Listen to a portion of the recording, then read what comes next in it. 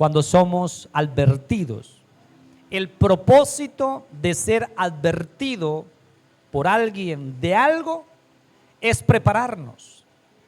No hay cosa más inteligente después de una advertencia que seguir una instrucción al pie de la letra. El enemigo del tiempo en tiempo cambia de cara. ¿Qué cara tiene en cada tiempo? ¿Y por qué cambia de cara? Porque el enemigo sabe que es importante los cambios y que cuando hay cambios dejamos de ser predecibles. Este enemigo que tenemos, deme su atención, es un enemigo sin rostro y sin nombre. Está ubicado en un escenario donde puede hacerse invisible ante los ojos de la iglesia. Allá lo quiero llevar, a que vea lo que no se está viendo, pero que es necesario verlo para poder lidiar con eso. ¿Ok? Y desde allí opera desde el lugar donde no lo ven. La pregunta es, ¿por qué no podemos verlo? Porque posiblemente donde se para a operar no es de nuestro interés. Algunos somos muy dados a observar solo lo que es de nuestro interés y nos genera distracción lo que no es de nuestro interés. Debemos hacernos ciertas preguntas. ¿Con quién y con qué lucha la iglesia hoy? Quiero que se haga esa pregunta. ¿Con quién y con qué lucha la iglesia hoy? Debemos hacernos las siguientes preguntas: ¿cómo, cuándo, dónde y por qué? Este enemigo se infiltró en la iglesia. ¿Cómo, cuándo, dónde y por qué este enemigo se infiltró en la iglesia? ¿Cuál fue el método que utilizó este enemigo para entrar y dañar la iglesia, frenando su avance? ¿Qué tanto daño nos ha hecho como iglesia? ¿Y qué vamos a hacer como iglesia para contrarrestar este ataque? Recuerde que el Señor envió su palabra a la tierra. ¿Cuántos lo pueden creer? Y que la palabra está trabajando. Si la palabra está trabajando, lo escondido tiene que salir a la luz. Si la palabra está trabajando, lo torcido se tiene que enderezar. Si la palabra está trabajando, donde hay desorden, debe haber orden. Porque todo lugar donde la palabra llega, hay cambio. ¿Puede creer eso? Ahora, lo escondido se manifiesta. La luz resplandece, porque la palabra es luz y la luz expone lo falso. La luz saca a flote lo que no es. ¿Quién es este enemigo? Hubo un hombre llamado Georg Friedrich Hegel. Fue un filósofo alemán que vivió en el siglo XVIII y XIX. Este hombre nació el 27 de agosto de 1770. Ojo, esa fecha. En Stuttgart, Alemania. Y murió el 14 de noviembre de 1831 en Berlín, Alemania. En muchas ramas del saber se habla de este personaje. Hegel vivió en un periodo de grandes cambios y transformaciones en Europa, pero vivió en tres épocas específicas. La primera, en la Revolución Francesa en 1789. Fue un hombre que tuvo un impacto influyente. Estudió teología y estudió filosofía. Esa época fue de tanto impacto y de tanto significado en la filosofía y en la política de la época. La segunda época en la que estuvo Hegel fue en la época de la Ilustración. Y la Ilustración era un periodo de un movimiento intelectual que enfatizaba la razón y la ciencia, como medios para entender el mundo. Pero también alcanzó a vivir una tercera época, y fue la época del romanticismo.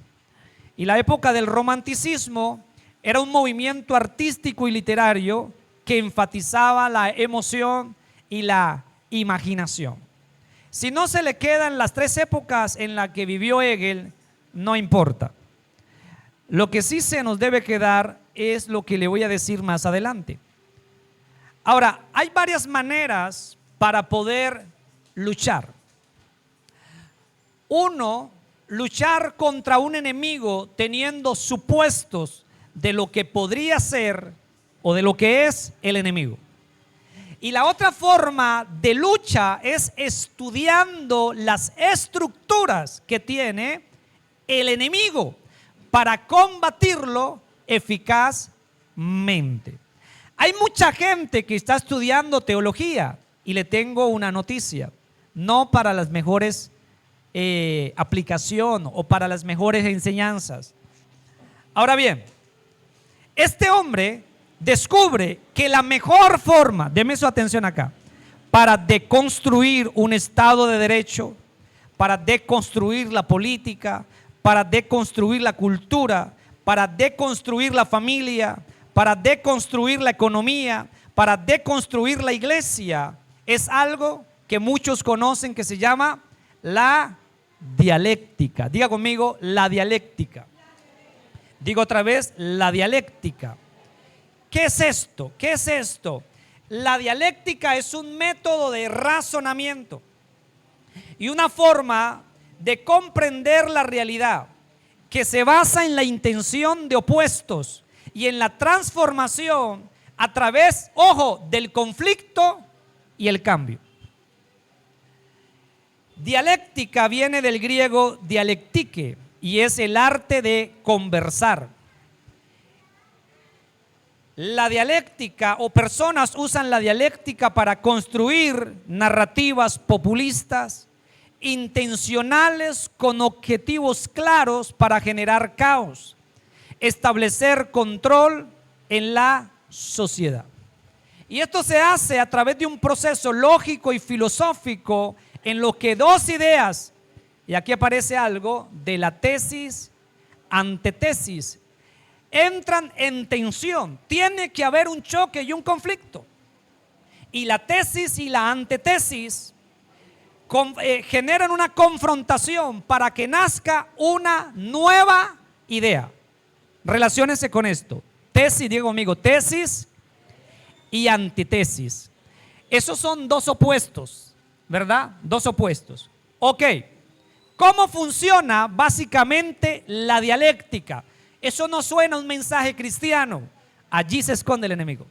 En lo que no le suena a usted con la fe, pero que está destruyendo la fe. Necesito que veamos esto.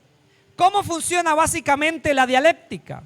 Vamos a hablar de la tesis. Pastor Gerardo, ayúdame. La tesis es la afirmación inicial o una posición. Esa es una tesis, ¿vale? Ok, vamos a mirar la tesis de Dios. Génesis 2, 16 al 17. La dialéctica no es algo nuevo. Y aquí van a conocer quién es el padre verdadero de la dialéctica. Y mandó, esto es una posición, Jehová Dios al hombre, diciendo: de todo árbol del huerto podrás comer. Esa es la tesis de Dios. Esa es la posición de Dios. En el lenguaje cristiano se conoce como mandamiento, instrucción, decreto u ordenanza. Ok, ¿cuál es la antítesis? ¿Qué es la antítesis? Es la afirmación contraria a la propuesta. Génesis 3 del 1 al 6. Vamos a ver la antítesis de esto. Pero la serpiente ¿era qué? Piensen en eso. Más que todos los animales del campo que Jehová Dios había hecho, la cual dijo a la mujer, ojo con la antítesis, con que Dios os ha dicho: no comáis de todo árbol del huerto. Verso 2. Y la mujer respondió a la serpiente: del fruto de los árboles del huerto podemos comer, Pero del fruto del árbol que está en medio del huerto, dijo Dios. Esta es la tesis de Dios: no comeréis de él ni le toques, porque para que no moriráis. Mire lo sagaz, ojo acá, de este enemigo. Y esto tiene que ver con la dialéctica. Verso 4. Entonces la serpiente le dijo, mire la antítesis a la mujer: no moriréis. ¿Cuál es la tesis? ¿Cuál es la antítesis? No moriréis. Sino que sabe Dios que el día que comáis de él serán abiertos vuestros ojos y seréis como Dios, sabiendo el bien y el mal. Entonces, tesis, antetesis, y luego se genera la síntesis. ¿Y cuál es la síntesis de todo esto? La síntesis es una nueva comprensión, ojo acá, que integra elementos de ambos procesos. Génesis capítulo 3, verso 13. ¿Cuál es la síntesis? Entonces Jehová Dios dijo a la mujer: ¿qué es lo que has hecho? Y dijo la mujer: la serpiente me engañó y comí. Aquí nace otro conocimiento que anteriormente no estaba. Ahora miremos el verso 16. Mire lo que dice el verso 16. A la mujer dijo: multiplicaré en gran manera los dolores de tu preñez. Eso no existía. Con dolor darás a luz tus hijos y tu deseo será para tu marido y él se enseñoreará de ti. Verso 19. Con el sudor, esto tampoco existía, de tu rostro comerás el pan hasta que vuelvas a la tierra, porque de ella fuiste tomado, pues polvo eres y polvo volverás. 23 y 24. Y lo sacó. Eso no existía. El hombre no podía vivir fuera de Dios, pero ahora está viviendo. Y lo sacó Jehová del huerto del Edén para que labrase la tierra de que fue tomado. Echó pues fuera al hombre y puso al oriente del huerto. Le cerraron la puerta al hombre de Edén, querubines, y una espada encendida que se revolvía por todos lados para guardar el camino del árbol de la vida. Señores, Dios tiene una tesis. Dios creó al hombre y lo creó para algo específico. Y Dios establece un fundamento y una posición. No coman del árbol porque el día que coman morirán. Aparece un engañador. Diga conmigo, un engañador. Necesitamos, ojo acá, cuando escuchamos nuevas ideas, descubrir la fuente y el origen de las nuevas ideas. El engañador le dice: no van a morir. Surge otro pensamiento que se va al otro extremo. Como resultado hay una síntesis y es un hombre lejos de Dios, apartado de Dios, sufriendo todo tipo de consecuencia a vida y por haber. Ahora, en la filosofía antigua, entendamos cómo funciona la dialéctica en diferentes contextos y en diferentes épocas. En filosofía antigua, Sócrates y Platón usaban como método de diálogo: dos personas se unen en un debate con preguntas y respuestas. Este debate tenía que tener un objetivo: llegar a la verdad mediante el cuestionamiento mutuo. Ejemplo: en los diálogos platónicos, Sócrates desarma las ideas del interlocutor hasta llegar a un conocimiento más profundo. Esto que le estoy diciendo es de conocimiento público. Ya le voy a decir lo que no es de conocimiento público, que viene del corazón de Dios. Número 2. En la lógica hegeliana, George Hegel hablaba que la realidad misma es dialéctica. Todo cambia y se desarrolla a través, escuche esto, conflictos. Todo cambia y se desarrolla a través del conflicto. Mírame acá. Por eso es que de tiempo en tiempo, la época en la que se construye la educación, ¿cuándo? ¿Dónde? ¿Y por qué? ¿por qué se concibe la educación bajo esa idea? Colegios para la clase obrera, ¿cierto que sí? Y colegios para personas que tenían capacidad de pagar una mejor educación. Pero vamos con el ejemplo. Según Hegel, una idea política encuentra resistencia y del conflicto surgen nuevas formas, ojo acá, de organización social. Número 3, Carlos Marx adapta la dialéctica de Hegel a la historia y a la economía y la llama materialismo dialéctico. Y la historia avanza por luchas de clases, opresión versus resistencia. Ejemplo, se crean tesis como burguesía, clase dominante. Eso es una tesis, la clase dominante. Y se tiene que establecer una narrativa que llegue a todos los oídos. Luego se crea una antetesis y es proletariado. Proletariado, que significa clase media, ¿cierto que sí?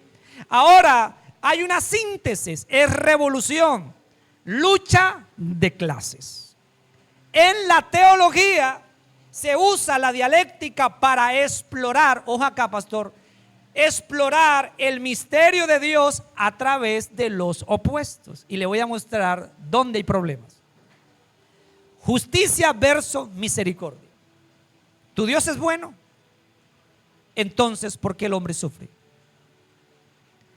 ¿Tu Dios es bueno? ¿Por qué se muere la gente? ¿Tu Dios es amor? Entonces, ¿por qué impide que nos amemos? Hombres con hombres, mujeres con mujeres, adultos de niños. ¿No es que tu Dios es bueno? Y entonces la iglesia está en una posición que no tiene respuestas claras, que no tiene respuestas con respecto a estas preguntas. En la psicología, terapia dialéctica conductual, psicólogas, integra opuestos para tratar trastornos emocionales, ayuda a las personas a aceptar sus emociones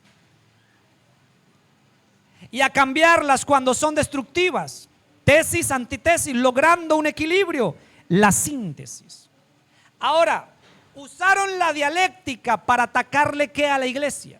¿Qué fue lo que le atacaron a la iglesia? Ojo acá, porque esto no lo va a encontrar ya googleando.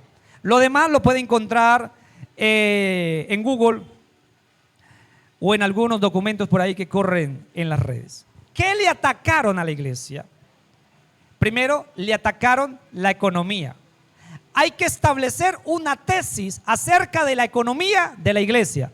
¿Me está escuchando? ¿Están aquí o se fueron? Porque a veces nosotros repetimos, ¿cierto que sí? Como estas aves exóticas de colores, que la pupila se le ancha y se le encoge, que tienen pico y hablan como los humanos. ¿Cierto que sí? Entonces lo primero que le atacan a la iglesia es la economía. Y esto es intencional. Crear narrativas en contra de la economía de la iglesia.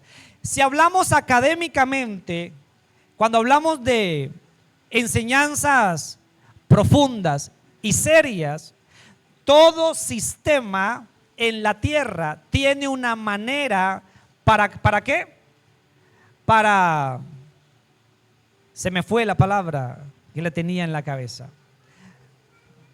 Cuando la encuentre, regreso. Para financiarse. Todo sistema tiene un modelo para financiarse. El cielo tiene el suyo. ¿Cómo podemos frenar la iglesia? Creemos una narrativa, una tesis con respecto a la economía de ellos. En todas las instituciones, óyeme bien, que esto le puede salvar la vida. En todas las instituciones del mundo siempre han existido focos de corrupción. ¿Es verdad? En su trabajo hay alguien que se roba los cables, se roba los bombillos, se roban la suela del zapato, e independientemente en la empresa, ¿cierto que sí?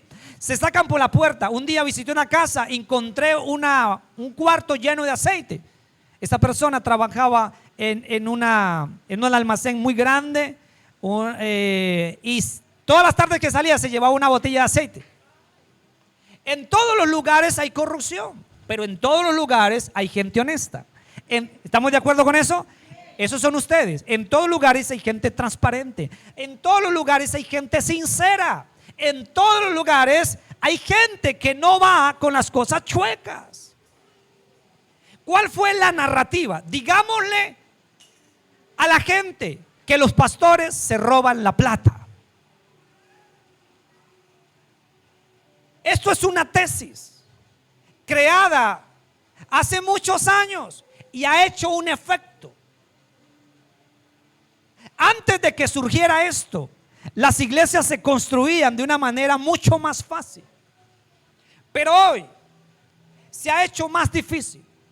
Algunos se cargan por eso. ¿Y cuál es la razón de cargarse? No entender qué está pasando, por qué, cuándo, cómo y dónde.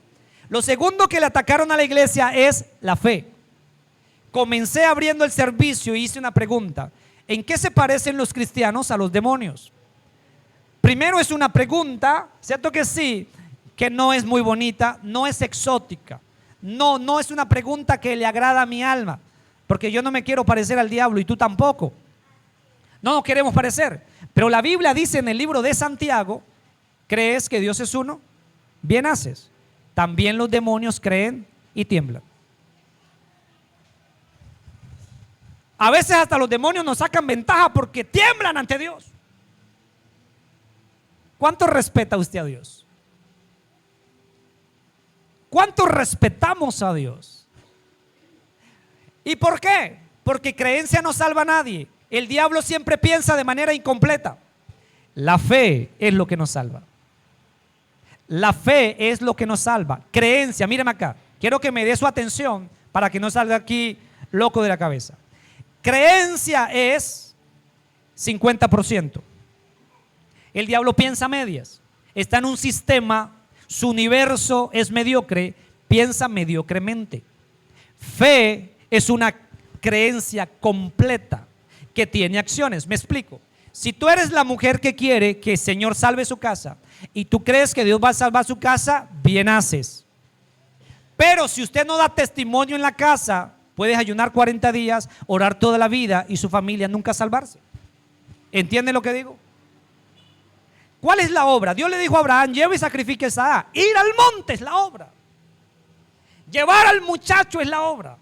Las acciones es la detonancia en la fe. La fe se perfecciona cuando nosotros tenemos acciones. Tercero, ¿qué fue lo que le atacaron a la iglesia? El liderazgo. Cualquiera puede ser líder. Y hoy es alarmante para usted. ¿Y por qué es alarmante? Por desconocer. En Estados Unidos aceptaron una pastora atea. La ordenaron. Es atea y la ordenaron como pastora. En Brasil se están ordenando, aquí la presbiteriana en Colombia ordenó pastores queen.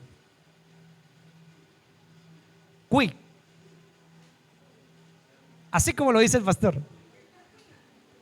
En Brasil están ordenando todo tipo de pastores.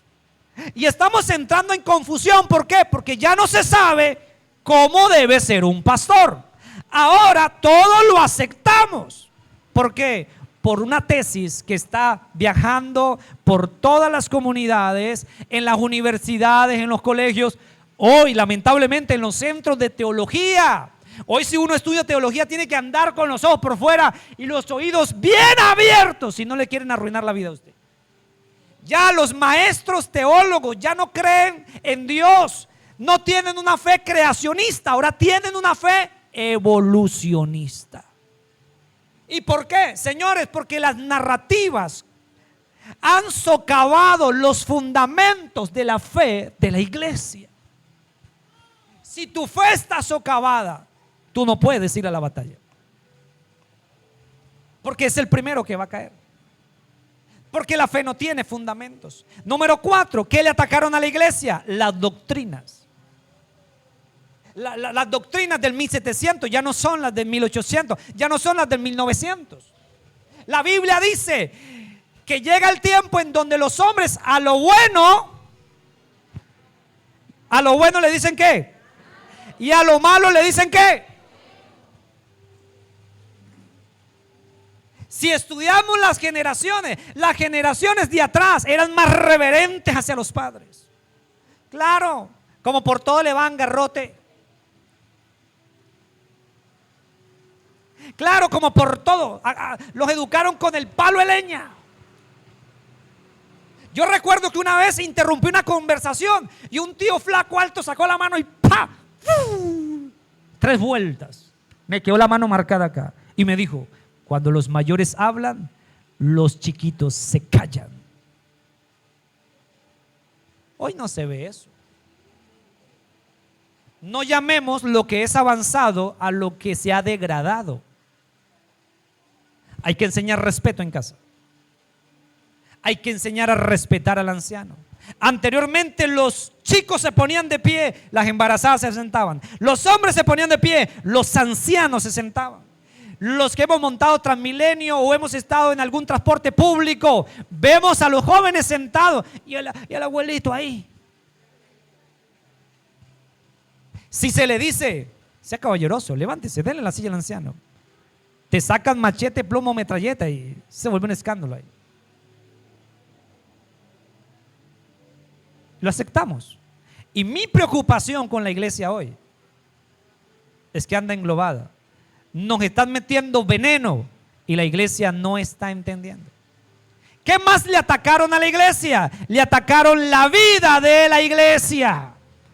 Llanero solitario, yo puedo solo, yo soy un Superman.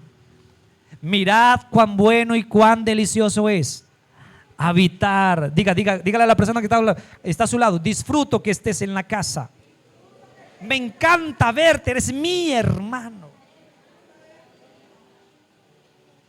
Atacaron la vida de la iglesia. ¿Qué más se hizo? Señores, atacaron el gobierno de la iglesia. Y estos tipos de tesis que viajan en la cultura, que se han posicionado, entonces se ha levantado un tipo de iglesia rebelde. Gente que no pide consejo. La Biblia dice que con consejos se hace la guerra. Piden opiniones. Gente que no están interesados, que le digan no haga eso. ¿Y por qué? Se atacó la sumisión en la iglesia. Se atacó la sumisión. La sumisión nos bendice. Se crearon tesis, ¿cierto que sí? Del el patriarcado. ¿De dónde viene todo esto?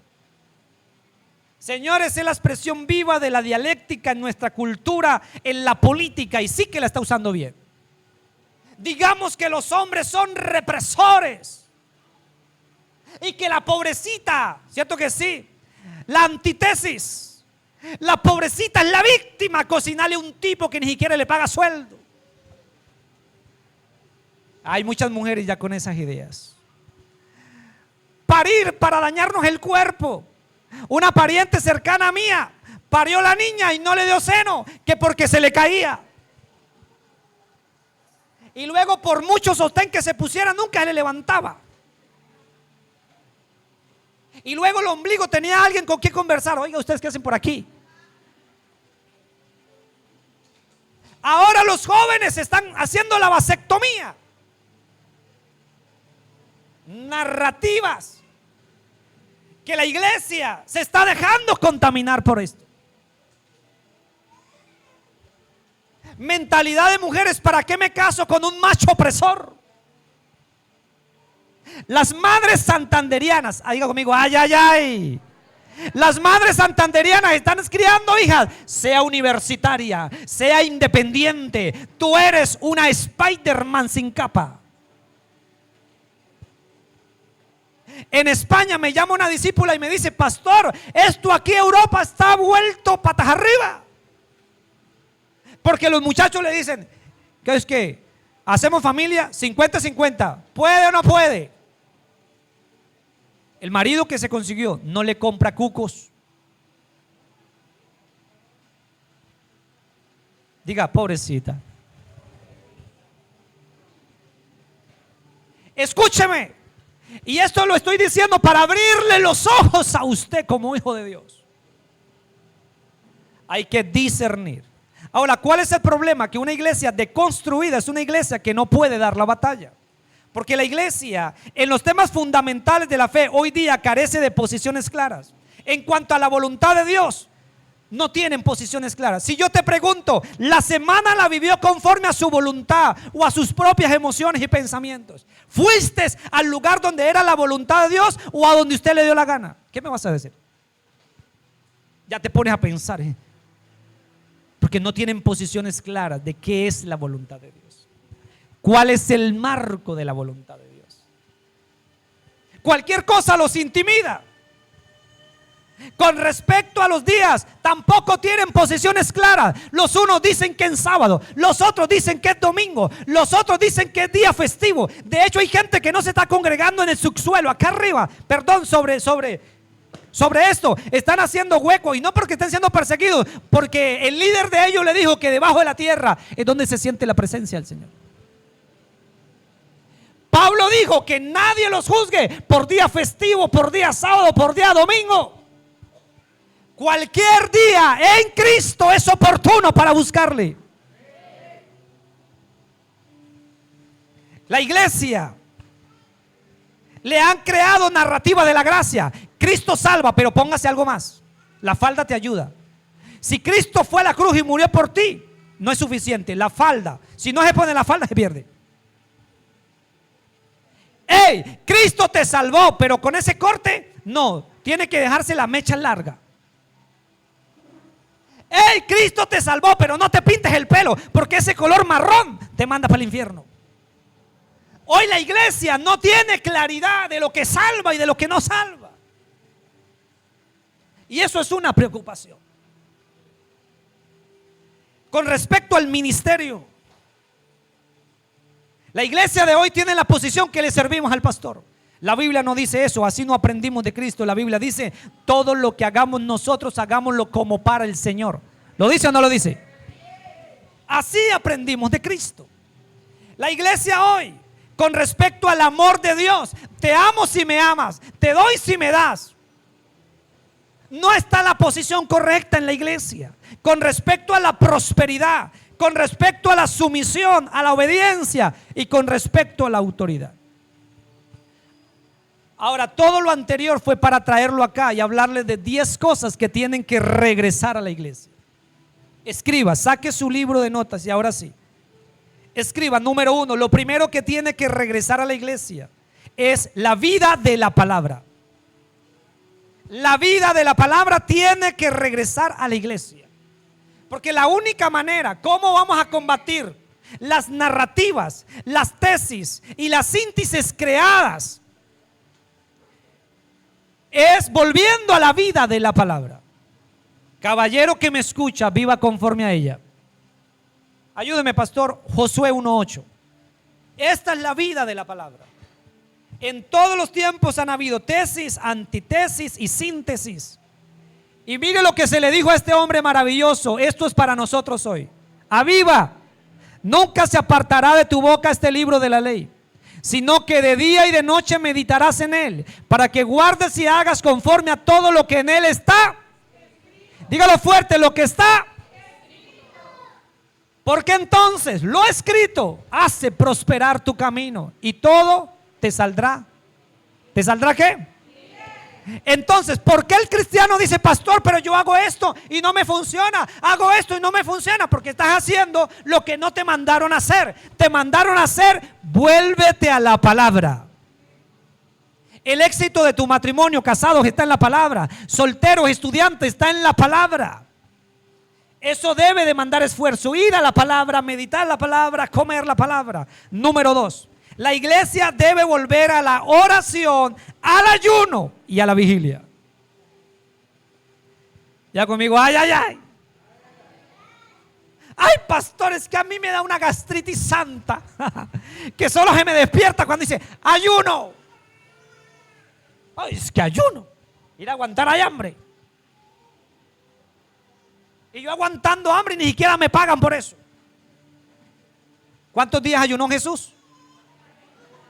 Yo te pregunto, ¿eso es historia en tu mente o es práctica en tu vida? Hay que volver al ayuno. Hoy no ministramos cena. La voy a ministrar el próximo domingo. El próximo domingo todos están convocados, todos, niños, jóvenes.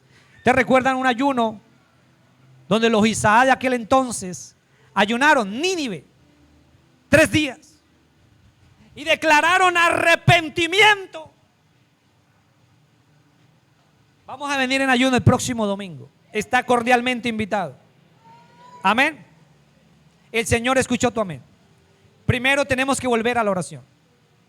Señores, escuche esto. Del 100% en América de los pastores que enseñan a orar, solo el 23% están orando y el 77%, ¿sí? 77% dan discursos de oración, pero no oran. ¿Sabe qué es eso? Eso es una payasada. Eso es un chiste. Líderes que enseñan a orar y no oran. Eso no es nada.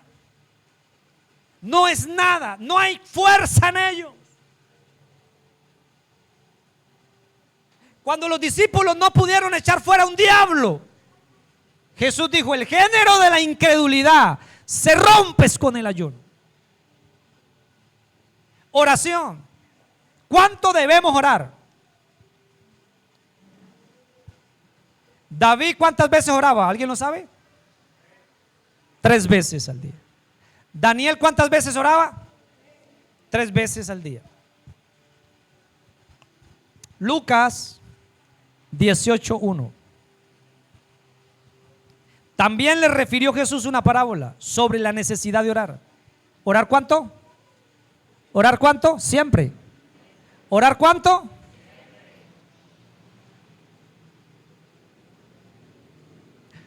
David oraba viendo al invisible. ¿Cómo deben orar los que están en el que David miraba? ¿Cómo deben orar los que están en Cristo? Romanos 12:12. Gozaos en la esperanza, sufridos en la tribulación, constantes en la oración. Constante. Diario. La necesidad de orar diario. La oración de que la oración sea constante. Diga conmigo: diario, constante. Siempre constante. La oración tiene que ser siempre. Lucas 18:1, Romanos, constante. Efesios 6:18. Orando en todo. ¿En todo qué? Tiempo. Con toda. Ahí habla de las clases de oración. Con toda oración y súplica. ¿Cómo? En el Espíritu. Velando en ello. Con toda perseverancia y súplica por todos los santos. Digo, amigo, resistencia. Así que la oración debe hacerse siempre constante y con resistencia. Tesalonicenses, 1 Tesalonicenses 5:17. ¿Cómo se debe orar? Aquí está hablando el Espíritu de la iglesia. Léalo fuerte conmigo. Orad. Me tapo la nariz y no respiro. Habla de continuamente. Eso dice la Biblia. Ahora, por tantas narrativas, el problema es que la iglesia ora en el templo durante que está en el templo, y en la semana: Señor, te doy gracias, amén. En delante del plato de comida: Señor, gracias, amén. Escuche esto. Le voy a contar una historia que me pasó esta semana. Estoy orando. Oí al Señor hablarme muchas cosas, pero también vi muchas cosas. Pero hay algo que a mí me llamó la atención en lo que vi. Un misterio. Veo un cofre de oro. Tiene una tapa en vidrio macizo. Dentro de ese cobre hay una gran llave de oro, algo que está allí reservado. Pero hay unas manos que me quitaron la tranquilidad, que tiene una aguja y usa el hilo. Esa llave no sale por una grieta por donde la quiere sacar, pero trabaja afanado, se mueve rápido con los dedos, quiere coger la aguja, como que enreda el hilo. Esto lo entienden los tejedores, los que tejen con lana, como nuda, remolino y para amarrar.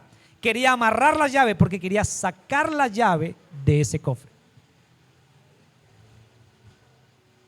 ¿Te das cuenta que si nos quedamos dormidos, hay alguien que está trabajando? Hay alguien que está trabajando. Número 3. La iglesia debe volver a la búsqueda de Dios y su reino. Mateo 6:33. La iglesia debe volver a la búsqueda de Dios y su reino. ¿Por qué hemos declarado que hay una casa de oración y de trabajo? Todos están invitados. Si no puede a las 3, ve a las 6. Métete en el grupo de las 6. Si no puede a las 6, ve a las 7. Si no puede a las 7, ve a las 8. Si no puede de 6 a 12, ve en la madrugada. Pero ve. Dice ahí, mas buscad primeramente el reino de Dios y ¿qué? Y todas estas cosas os serán añadidas. Nosotros tenemos ese versículo al revés. Buscad todas las cosas que os serán añadidas. O sea, buscamos el resultado de hacer lo correcto. En primer lugar, hay que volverlo a poner en orden, como está ahí. Primero el reino. Mire, no es doble trabajo, es un solo trabajo. Buscarlo. Y yo te añado. ¿Cuántos quieren ser prosperados? Toque a la persona que está a su lado y di, escuche. ¿Cuántos quieren ser prosperados? Hay que hacer dinámicas de oración, hay que llamar la casa, hay que establecer horarios de oración y hay que mantener esos horarios de oración. ¿Sabe que nosotros queremos prosperar en base al esfuerzo? Todos ustedes me dicen en su rostro que tienen ciertas, quiero ser muy técnico, expresiones del tiempo. ¿Cómo se llamarían? Algunas expresiones del tiempo en su cara. Por lo duros que trabajan y golpean el mundo. Pero golpeo tanto el mundo que a veces nos sentimos cargados. Pero ¿por qué las cosas no funcionan tan bien? ¿Dónde está el asunto? No le meta lógica ni razón. Está ahí. Métete en el secreto con Dios. Lleva a tus pequeños. Lleva a tus pequeños. No se levantarán hijos buscadores si no hay padres buscadores. Meta a los niños a orar. Así se queden tirados ahí. Ora. Si ellos están durmiendo, ora, pero que ellos se queden ahí. Hijos míos, vamos a orar. Cuando vean las bendiciones, este es el resultado de pasar tiempo con el secreto. Nuestros hijos van a aprender que cuando le metes rodilla a la vida, comerá del fruto de la oración. Lucas 12:31 dice lo mismo, mas buscar el reino de Dios y todas estas cosas os serán añadidas. Número 4, la iglesia debe volver al evangelismo. La iglesia debe volver a la calle. La iglesia debe volver al evangelismo. Mateo 28:19, ustedes lo saben, la gran comisión, donde Jesús se instruye a los discípulos y le dicen, vayan por todo el mundo, prediquen el evangelio a toda criatura. Háganlos, no están hechos, hagan los discípulos, bautícelos. Marcos 16:15, Jesús le dijo a sus discípulos, vayan por todo el mundo. Romanos 10:14 al 15. Póngame ese, pastor, ese sí. Romanos 10, 14 al 15. ¿Por qué la iglesia debe volver al evangelismo? ¿Cómo pues invocarán a aquel en el cual no han creído? ¿Cómo creerán? Aquí hay un proceso. ¿Cómo creerán en aquel a quien no han oído? Nuestra voz debe manifestarse. ¿Y cómo oirán sin haber quién? ¿Quién les qué? Dígale a la persona que está a su lado, tu primer llamado es hablarle a las personas de la gracia de Cristo. La iglesia debe volver. Hechos 1:8.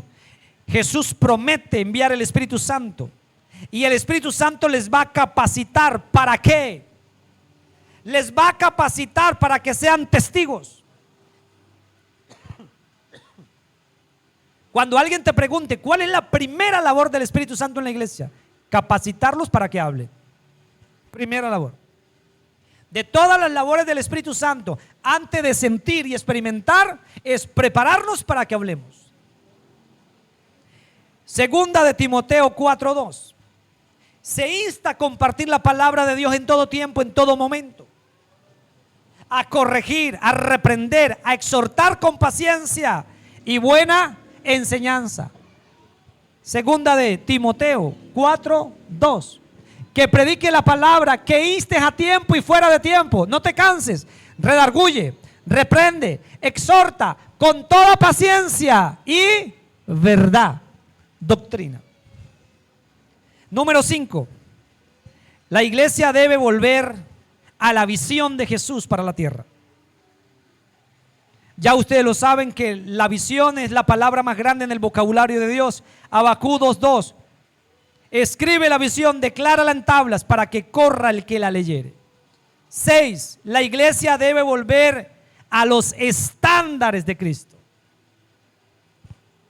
Ya, amados míos, Cristo está a las puertas.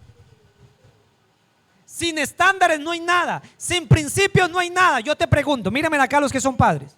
Quite los principios del orden y me va a decir en qué se convierte su casa. Quite los principios de lealtad y de fidelidad en tu matrimonio y te pregunto, ¿en qué se va a volver tu matrimonio? Quita los principios de administración y te voy a preguntar, ¿qué va a ser de tu economía? La iglesia tiene que volver a los estándares, a los principios de Cristo. Efesios 4:2. Efesios 4:2, y esta palabra domina mi corazón.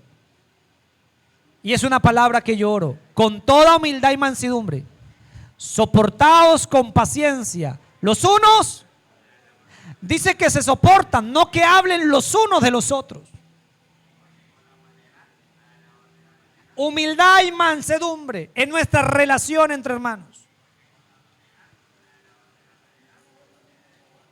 Más vosotros, pastores, Efesios 4:20.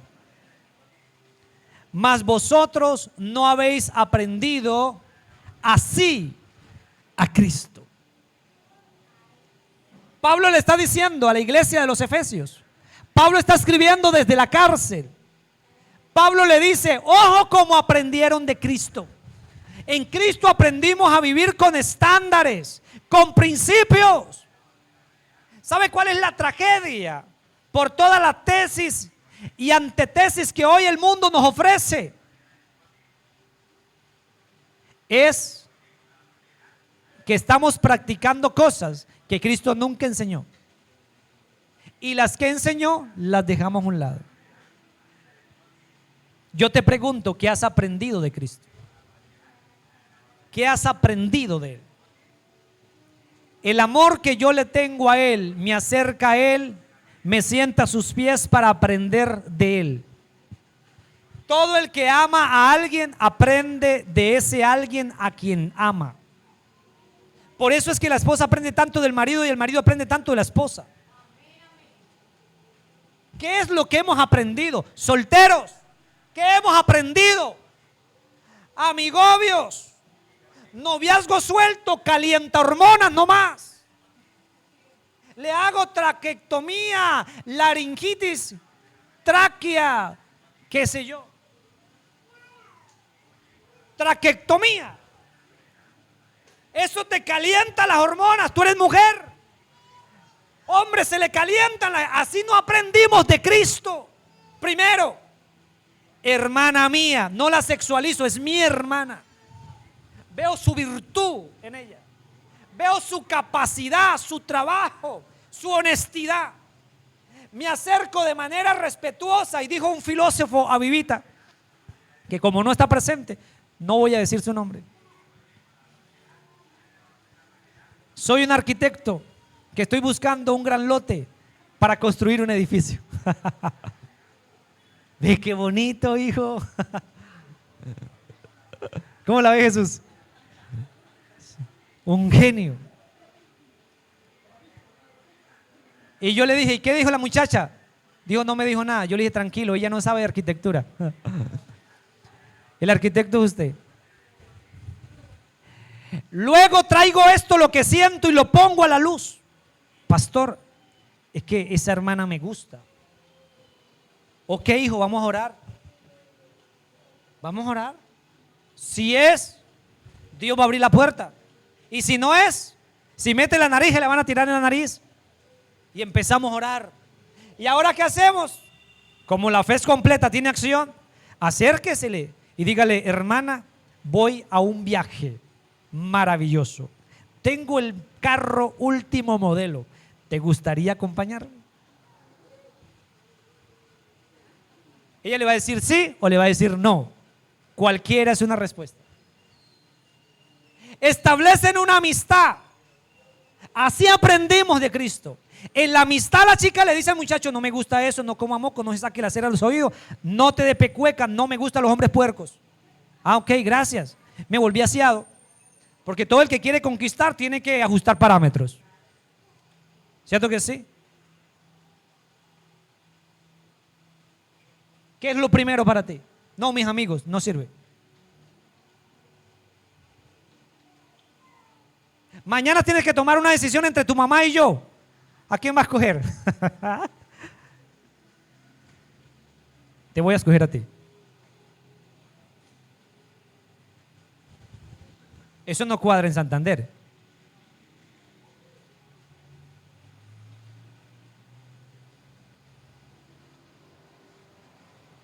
Si tienes que escoger entre tu esposa y un hijo, te voy a escoger a ti, esposa mía.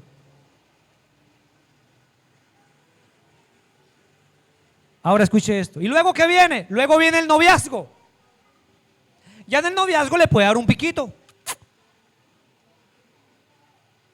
Ustedes saben de piscicultura, los bocachicos hacen una trompita así. Delante de la suegra, con el respeto: suegra, ¿me permite despedirme de ella? Chao. O un pico tipo béisbol. Chao.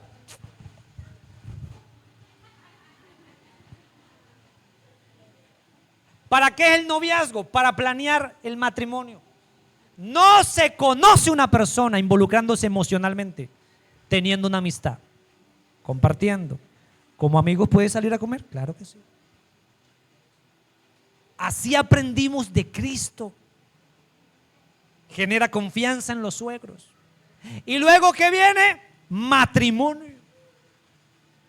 Hoy día los cristianos a veces quieren construir, estoy hablando de la juventud hoy, quieren construir matrimonios exitosos por las vías equivocadas. Dile a la persona que está a su lado: vuelve a los estándares. Juan 6:45. Juan 6:45. Ojo acá. Léalo conmigo. Escrito está en los profetas, y serán todos enseñados por Dios. Así que todo aquel que oyó al Padre y aprendió de Él, viene a mí. Enseñados por Dios. Yo he escuchado mucha gente que me dice: ay, pastor, cuánto me hubiera gustado estar en el seminario teológico de Cristo. Papi, usted no aguanta ni un día. A Pedro le dijo: apártate de mí, Satanás. No sé qué le diría a usted. Dime cuántos días duraría en el seminario de Cristo. Si no se le sujeta a un simple mortal que tiene cierta modestia, diplomacia humana, a los estándares de Cristo. El que pone la mano en el arado y mira hacia atrás descalificado, saquen lo que no sirve. Ay, Señor, pero yo pensaba que sí. Aquí no necesito gente que esté dudando. Aquí necesito gente, dice Jesús, que esté determinada. Pedro dice: eres tú, soy yo. Di que venga, pues venga. Se bajó y caminó sobre el agua. Dime cuánto durarías en la academia de Cristo. ¿Cuánto durarías? Para meterse a la academia de Cristo, no saque excusa, dile siempre sí. Yo iré. Solamente di la palabra y yo iré, Señor, en el nombre de Jesús. La iglesia debe volver a la vida de altar. Número 7. Estoy terminando. No me preocupe que estamos bien, son las 9:50. ¿Cómo dar la hora para que la audiencia no se preocupe tanto? La iglesia debe volver a la vida de altar. Mateo 5:23-24. Hay una canción por ahí: en el altar lo conocí, en el altar me quedo, en el altar lo conocí, en el altar me... Hay gente que está cantando eso y no hacen eso. ¿Cómo se le llama eso? El que canta eso no hace eso. ¿Cómo se le llama eso? Falso. Es falso. Por tanto, si traes tu ofrenda, ¿dónde? No te oigo. Allí te acuerdas de que tu hermano tiene algo contra ti. Tienes que ir a arreglarlo. Oh my God, yo sé que hoy día se le está generando mucha comodidad a la gente. Pastor, no puedo ir el domingo. Ahí por el detáfono, te mando por WhatsApp. Eso está bien, no está mal. Pero no es el estándar. Hay que venir al altar. Hay que venir al altar. Tú tienes que entender lo que significa venir al altar. ¿Ves cómo nosotros nos vamos alejando por dejar de tener presente dónde tenemos que estar? Le voy a dar uno más, Lucas 1:11. Y se le apareció un ángel del Señor de pie a la derecha del altar. ¿Dónde está la revelación de la iglesia? Cuando la iglesia se mantiene en una vida de altar. Si yo te pregunto, ¿cuál es el altar en tu casa? Es una esquina, es un rincón, es una santa silla consagrada. Allí tiene la Biblia, allí me arrodillo, allí me postro. Allí yo soy el ancla de la casa. En el nombre de Jesús de Nazaret.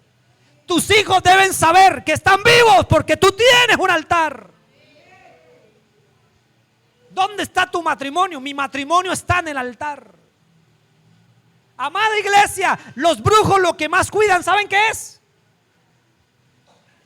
Pastor, ¿qué es una guerra de alto nivel? Una guerra de altares. Es una guerra de altares. Los brujos saben que un altar influencia a un país. Un altar influencia a un continente. Eso lo saben. Recuerde que Israel fue el pueblo de los altares. Dios es el Dios de los altares. La adoración se da en el altar. Un día vamos a recoger todas estas sillas, tirémonos todos de rodillas, vengan al altar a adorar. La iglesia tiene que volver al altar. Primera de Corintios 9:13. ¿No sabéis que los que trabajan en el templo comen de las cosas del templo y que los que sirven al altar participan del altar? Yo te pregunto, hijo, ¿de qué participas tú? Es el altar. Uno más, Hebreos 7:13. Porque aquel a quien se dice esto es de otra tribu, de la cual nadie había servido al altar. Antes de Cristo todos servían, ¿dónde? En un altar. 14.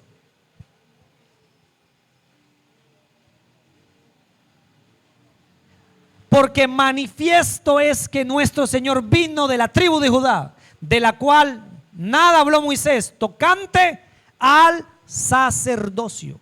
La Biblia me dice que hubo un cambio sacerdotal, pero el altar no fue abrogado. Porque el nuevo sacerdote necesita un altar para ministrar.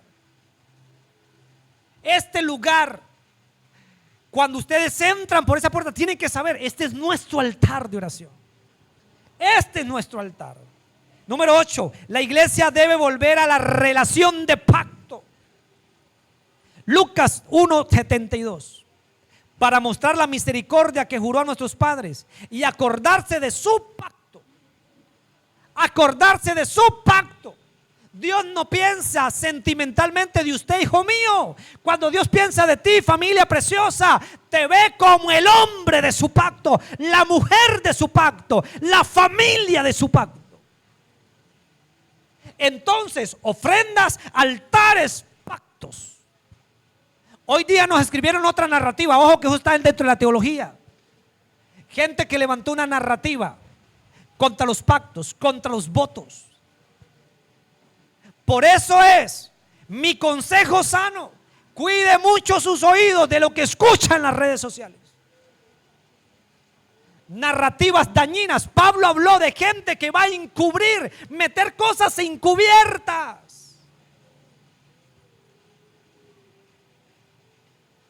Me senté esta semana con alguien. Lo acusaron de alguien. Lo hicieron sentir miserable. Y le dijeron: tu pecado no tiene perdón de Dios. Tienes que dejar el ministerio. Y yo le dije: no es así.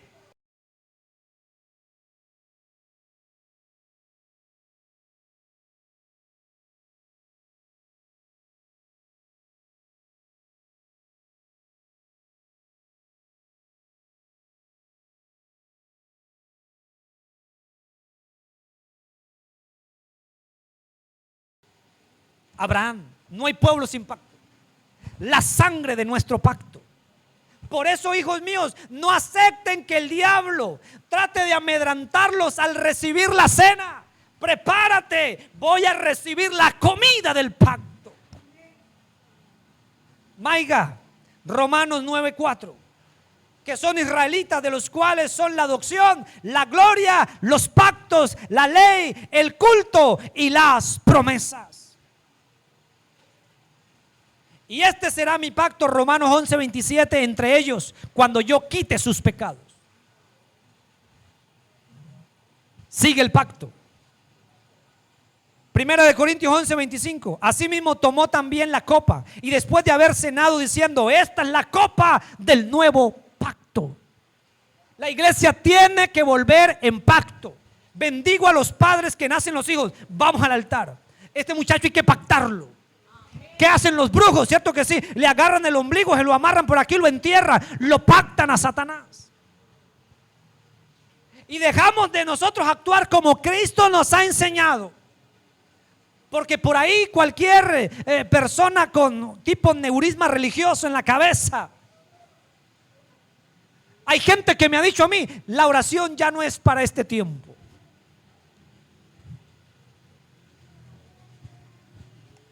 Gálatas 3:17. Esto es lo que digo: el pacto previamente ratificado por Dios para con Cristo. Gálatas 2:24. Lo cual es una alegoría, pues esta mujer son dos pactos.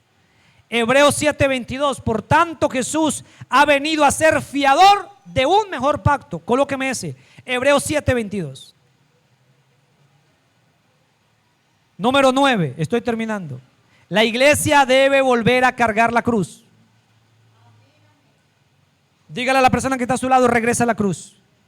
La iglesia debe volver a cargar la cruz. Mateo 16:24. Póngame ese, pastor. Mateo 16:24. La iglesia debe volver a cargar la cruz. El matrimonio debe cargar la cruz. El joven debe cargar la cruz. Entonces no lo dice el pastor Oscar, no lo dice ningún apóstol, no lo dice ningún evangelista. Aquí lo dice del que aprendemos. Entonces Jesús dijo a sus discípulos, ahí está nuestro nombre: si alguno quiere venir en pos de mí, me quiere seguir, niéguese a sí mismo, tome su cruz y sígueme. Ahí está lloviendo. Niéguese quedarse en la casa cuando está lloviendo. Niéguese a hacer la red virtual por problemas del clima. Niéguese, tome la cruz. Esto no es una vida de comodidad, señores. Dígale a la persona que está a su lado: ¿qué nivel de negación tienes? Tóquelo, haga el ejercicio. Dígale: ¿qué nivel de negación tienes? Niéguese. Tome la cruz. Esto tiene que ver con sacrificio continuo. La iglesia tiene que volver al sacrificio continuo. ¿Sabe por qué los templos se hacen? Mire, estos días alguien me envió un video. Una enramada, no tiene techo. Un aguacero como usted no tiene idea. Un predicador con una Biblia alabando al Señor. 4 sillas partidas, los demás palitos y tablas, adorando al Señor. Hoy los templos son tan acomodados, tienen aire acondicionado, gloria a Dios. Pero corremos el riesgo que el día que no hay aire acondicionado, nadie quiere entrar al lugar. Pero los bendigo a ustedes, porque todos los domingos sudan. Hijo, ¿está haciendo deporte? No, pastor, es suficiente ir al templo, porque allá quemo todas las toxinas y boto toda la grasa, ¿cierto que sí? Me deshidrato por ese calor. Toma la cruz, toma la cruz, toma la cruz. Carga la cruz de Cristo. Uno más. Marcos 8:34. Aquí Jesús le dijo a los discípulos. Jesús dijo a sus discípulos. Marcos 8:34. Y llamando a la multitud con sus discípulos, se lo dijo a los discípulos y se lo llamó a la gente y a los discípulos. Y llamando a la gente y a sus discípulos le dijo: si alguno quiere venir en pos de mí, niéguese a sí mismo, tome su cruz y sígueme. Le hablo tanto a aquellos que piensan en la palabrita amor, amor, amor. Amor es el camino de la mayor negación que hay. Nadie puede ser feliz si no aprende a negarse. Germán, ¿qué le gusta a Claudia? La vas a invitar a almorzar hoy. Amén. Nosotros, me deja ser un poquito así como inflado. Sí, me deja ser inflado. Nosotros, voy a señalar, no estoy diciendo yo, nosotros, los buenos esposos javivitas, nunca le decimos 2 platos de chatas. No, no la invité para que coma lo que yo quiero. ¿Qué quieres? Ahí está la carta. Y si no le gusta la carta, vamos a otro. Eso es negarse. Eso es negarse. A mí no me gusta ese vestido. ¿Tú te ves hermosa? Sí, mi amor, me veo bella. No sé, pásame las gotas de los ojos. Pero te sigo viendo que no te queda bien, papi, pero me siento feliz. Ok, yo te lo compro. ¿Cuánto vale? 300,000. No me vaya a salir con que me lo puse una vez y me encontré a la hermana Carlota. Le dije, uy, qué vestido tan feo. Sí, papi, tenías razón, ya no me gusta el vestido. Mejor regalémoselo a alguien. Lucas 9:23. La iglesia debe volver a cargar la cruz. Lucas 9:23. Amar es sacrificial. Y decía a todos, le habló a los discípulos, le habló a la multitud y aquí en general: si alguno quiere venir en pos de mí, niéguese, dígalo fuerte, tome su cruz. ¿Cuántos días? Mateo lo dijo de una manera, Marco lo dijo de otra y Lucas lo dice acá, que nos revienta. Y tome su cruz lunes, martes, miércoles, jueves, viernes, sábado, domingo, el lunes festivo, cualquier día, y sígueme. Noticia: hay gente que está orando: Señor, que el pastor lleve mi cruz, que el líder pastor Josué lleve mi cruz. Oh Señor, bendice al pastor Gerardo que lleve mi cruz. Devuélvansela a quien la echó. Pastor, devuélvele la cruz a ese que está orando. Devuélvele la cruz. Pastor Gerardo, devuélvale la cruz. Pastora, devuélvale la cruz. Cada uno debe tener la cruz. Pastores que me han insultado en la cara y yo lo veo y le puedo dar un arepazo en la trompa. Tome su cruz. Míralo con una sonrisa y dígale: tú eres extraordinariamente especial. Una especialidad elevadamente alterada, pero especial. Eres especial. Tienes que tomar la cruz. Hijos en casa, el papá le dice: mientras que estás aquí, aquí se hace, se entra. Tome la cruz y honra a sus padres.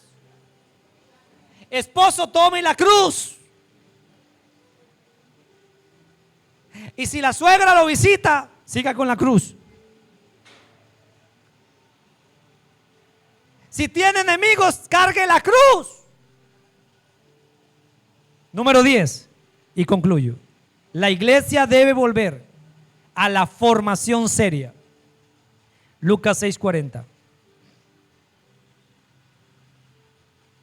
Antes de la imprenta se podía durar un año escribiendo un libro. Antes de que la imprenta existiera, las Biblias eran supremamente costosas. Eso nos dice la historia. Por lo tanto, quienes la podían pagar eran personas de mucho dinero. La leía el rey, los generales, los líderes religiosos de la época. El discípulo no es superior a su maestro, mas todo el que fuera como, será como qué. ¿Usted sabe el rigor que tienen los rabinos para estudiar? Jesús era un rabino. O sea que hay que elevarnos a ese nivel de disciplina, de estudio. El que sea perfeccionado será como su maestro, no mayor que su maestro. La iglesia debe volver a la formación. Todos están invitados a formarse. La Casa Viva tiene academias. Gracias, Pastor Gerardo, Pastor Leti, por hacer parte de los maestros que enseñan la palabra. Fórmese seriamente. Pueda discernir, no para menospreciar a otro, para orientar correctamente a las personas.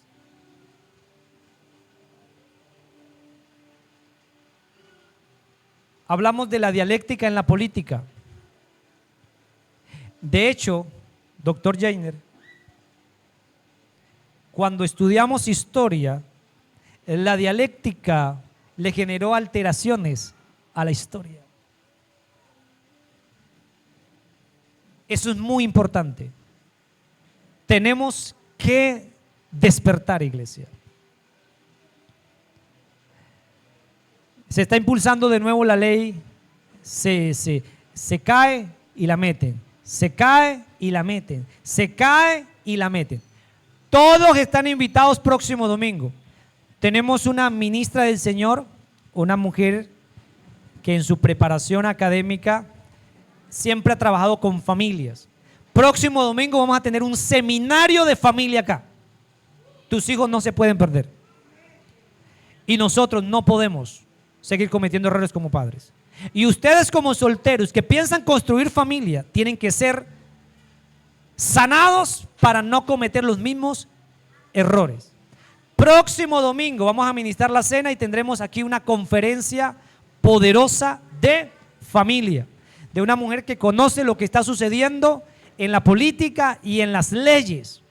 Así que no se pierda esa oportunidad. Puede invitar a una amiga que tenga problemas de familia. Oye, va a haber una charla de familia extraordinaria. Quiero invitarte. ¿Vale? Venga preparado. No se venga sin escribir. Venga. Se le va a hablar a los matrimonios. Levante su mano y diga: Señor, dime lo que me tengas que decir. Pero que mejoro. ¿Crees eso? Que mejoro. Dígamelo como me lo tienen que decir. Pero voy a mejorar en el nombre de Jesús. Colóquese de pie. Vamos a orar. Quiero pedirle el favor a los pastores que después del servicio me regalen media hora. Necesito hablar con ustedes. Y a los mentores, regáleme media hora. Nos vemos en la casa de trabajo. Media hora le voy a quitar para que nos reunamos. ¿Vale? Y el próximo domingo, no alcanzamos el próximo domingo. Más adelante nos vamos a reunir con todo el liderazgo para las cosas que vienen. Incline su rostro y dígale: Señor, yo vuelvo al modelo original. Yo vuelvo al modelo original. Yo vuelvo al altar. Yo vuelvo a tener pacto. Los pactos no se rompen, son inquebrantables. Reparo el pacto. Si Dios te habló a ti con respecto al altar y lo tienes desorganizado, dile: perdóname, Señor, y salgo a restaurar mi altar. Si Dios te habló del pacto, lo tengo roto, lo he violentado varias veces, perdóname, Señor, y hoy restauro el pacto. Vuelvo como Cristo nos ha enseñado, en el nombre de Jesús. Dile: Señor, ábrame los ojos para poder entender las tesis que se están moviendo en la cultura, en política, en educación, en el nombre de Jesús, en economía, en ciencia.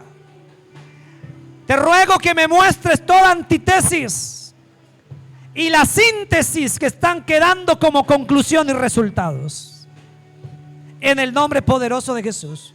Dile: Señor, gracias por abrirme los ojos. Y mi oración en esta mañana es: ábreme más los ojos. Quiero ver. Hazme entender para ser efectivos al hablar. En el nombre de Jesús. tu palabra es perfecta. Tenemos múltiples ejemplos en la Escritura y tu palabra nos conviene a todos. Abrazamos la palabra para el matrimonio, para los hijos, para la economía, para nuestra vida personal, en el nombre poderoso de Jesús. Si has dejado la cruz, dile: Señor, hoy tomo la cruz. Hoy vuelvo a cargar la cruz. Hoy vuelvo a la vida de esfuerzo.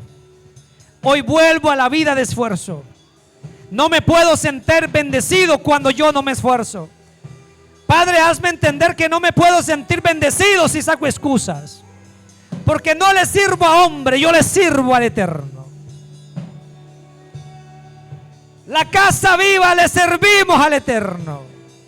Tomamos la cruz como iglesia. Tomamos la cruz como matrimonio. Tomamos la cruz de manera individual. Y vamos hacia el frente. En el nombre poderoso de Jesús. Vuelve a tomar la cruz. Vuelve a tomar la cruz.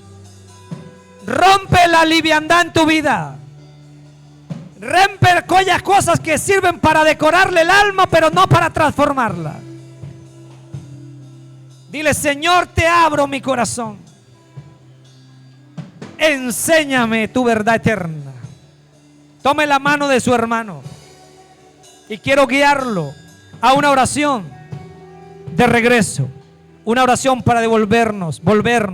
Diga conmigo: Padre, hoy, al oír tu palabra, actúo en fe y oro con fe y por la fe. Vuelvo al altar, vuelvo al servicio, vuelvo al esfuerzo, vuelvo a prepararme en el nombre de Jesús. Padre, en el nombre de Jesús, hoy ordeno mi altar en mi casa, en el nombre de Jesús. Tú me has hecho entender que mi bendición está en mantener ardiendo mi altar. Hoy vuelvo a tomar la cruz.